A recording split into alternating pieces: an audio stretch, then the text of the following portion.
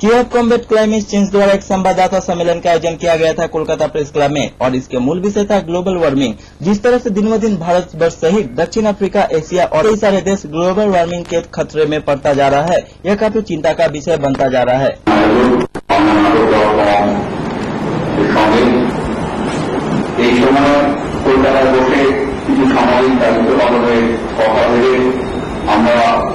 Climate নিয়ে যে ক্যাম্পেইনে নিজেদের রেখেছি এবং আগামী 9 থেকে 14 তারিখে যে সমস্ত ক্যাম্পেইন হবে তাতে অ্যাওয়ারনেসের মাধ্যমে মানুষকে কি করা উচিত সেটাকে মাথায় রেখে এই পরিকল্পনা করা হয়েছে।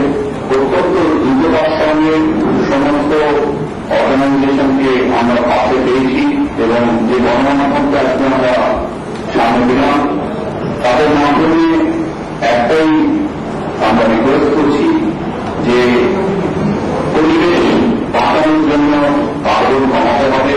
আপনারা অনেকেই এখানে আছেন পরিবেশ নিয়ে রেগুলার বেসিসে লেখালেখি করেন এবং যে সমস্ত সাংবাদিক।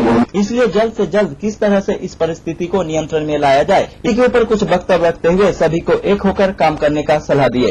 आगामी डिसेम्बर मासे কোপেনহেগেনে হতে চলেছে ক্লাইমেট চেঞ্জ কনফারেন্স। সেখানে সব দেশগুলিতে হচ্ছে রাষ্ট্রপুঞ্জের উদ্যোগে।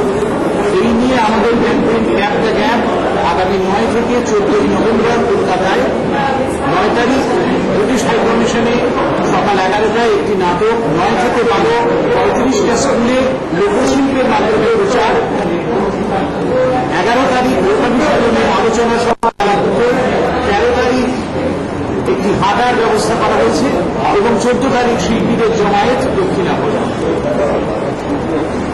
এই উদ্দেশ্য